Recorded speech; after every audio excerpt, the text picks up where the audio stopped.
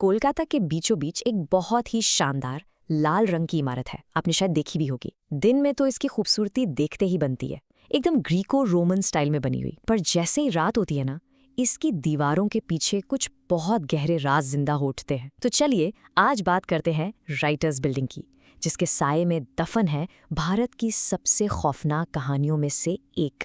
और देखिए, इसे यूं ही कोई प्रेतवादित नहीं कहता। सालों से वहां काम करने वाले कर्मचारी, गार्ड्स, यहाँ तक कि बड़े बड़े सरकारी अधिकारियों ने भी यहाँ कुछ ऐसा महसूस किया है जो कह सकते हैं इस दुनिया का नहीं है। जी हाँ, ये कोलकाता की सबसे कुख्यात प्रेतवादित इमारत मानी जाती है। तो सबसे बड़ा सवाल यही है कि जब रात में सारी बत्तियां बंद हो जाती हैं, जब सारे दालान एकदम सूने हो जाते हैं, तो फिर वहां किसके कदमों की आहट गूंजती है? आखिर कौन है वो जो आज भी वहां अपनी मौजूदगी का एहसास कराता है? अच्छा, तो इस भूत की कहानी को समझने से पहले हमें उन कहानियों को समझना होगा जो इस इमारत के साये में सालों से पनप रही हैं। मतलब आखिर होता क्या है वहां? और मजे की बात यह है कि ये कोई एक दो किस्से नहीं है।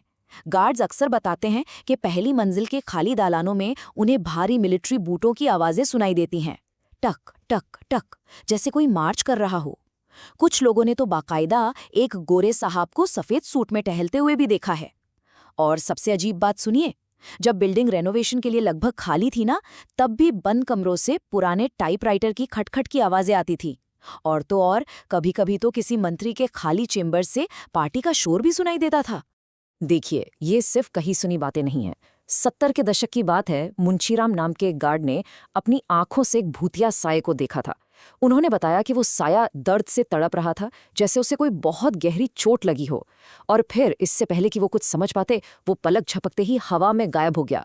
तो ये सब सुनने के बाद जाहिर है दिमाग में एक ही सवाल आता है, आखिर ये भूत है किसका और इसकी रूह आज भी इस इमारत में क्यों भटक रही है? इस सवाल का जवाब हमें इतिहास के पन्नों में ही मिलेगा। तो चलिए समय में पीछे चलते हैं, सीधा साल 1930 में। इस पूरी कहानी के केंद्र में है एक ब्रिटिश अफसर, कर्नल एनएस सिम्पसन। कुछ लोग उसे कैप्टन सिम्पसन भी कहते थे। और यहीं से, इसी आदमी से इस इमारत की भूतिया कहानी की असल शुरुआत होती है। तो ये कर्नल सिम्पसन था कौन? वो जेलों का महानिरीक्षक था, मतलब इंस्पेक्टर जनरल ऑफ प्रिजन्स। उसका काम था जेलों का दौरा करना, लेकिन वो अपने काम से ज्यादा अपनी क्रूरता के लिए जाना जाता था।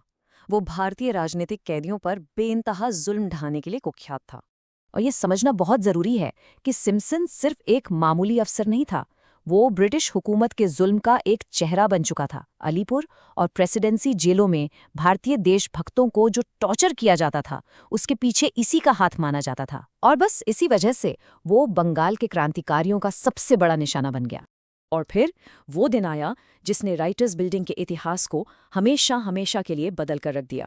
ये कहानी है बेमिसाल हिम्मत की, बलिदान की और उस लड़ाई की जो इन्हीं दालानों में लड़ी गई थी। तारीख थी 8 दिसंबर 1930। 3 नौजवान क्रांतिकारी, नाम याद रखिएगा, बिनोय बसु, बादल गुप्ता और दिनेश गुप्ता। ये तीनों इतिहास लिखने के इरादे से राइटर्स बिल्डिंग में दाखिल हुए। प्लान एकदम पक्का था। उन्होंने यूरोपियन सूट पहन रखे थे ताकि कोई उन पर शक ना करे। वो सीधे सिम्पसन के दफ्तर में घुसे और उसे पॉइंट ब्लैंक रेंज से गोली मार दी। और इसके बाद जो हुआ, उसे इतिहास में दलान की लड़ाई या वरांडा बैटल के नाम से जाना जाता है। उन 3 नौजवानों और ब्रिटिश पुलिस के बीच एक जबरदस्त गोलीबारी शुरू हो गई। जब उन्हें लगा कि वो पकड़े जाएंगे, तो उन्होंने अंग्रेजों के हाथ आने से बेहतर शहादत को चुना। बादल गुप्ता ने साइनाइड खाकर मौके पर ही अपनी जान दे दी। बिनोय बसु ने खुद को गोली मार ली और कुछ दिन बाद अस्पताल में शहीद हो गए। दिनेश गुप्ता उस वक्त बच गए, लेकिन उन्हें पकड़ लिया गया और बाद में फांसी पर चढ़ा दिया गया। तो चलिए अब कहानी को वापस आज के समय में लाते हैं। एक तरफ वो खूनी लड़ाई, वो बलिदान, और दूसरी तरफ आज की वो डरावनी आवाजें और वो साया। क्या क्या इन दोनों के बीच कोई कनेक्शन हो सकता है? कई एक्सपर्ट्स मानते हैं कि ये रेसिडुअल हॉन्टिंग का मामला है। मतलब उस दिन उस इमारत में जो हुआ, वो सिर्फ एक घटना नहीं थी, वो भावनाओं का एक तूफान था। सोचिए, एक तरफ सिम्पसन का खौफ और दर्द, और दूसरी तरफ उन क्रांतिकारियों का गुस्सा और देशभक्ति का जबरदस्त जोश। ऐसा माना जाता है कि ये बेहद तीव्र भावनाएं उस जगह की दीवारों में हमेशा के लिए कैद हो गईं। तो आज जो भारी कदमों की आवाजें सुनाई देती हैं, हो सकता है वो सिम्पसन के आखिरी पलों के डर की ही गूंज हो। तो आप देख रहे हैं, राइटर्स बिल्डिंग सिर्फ एक भूतिया कहानी नहीं है, ये इतिहास, शहादत और एक कभी न सुलझने वाले रहस्य का एक जीता जागता प्रतीक है।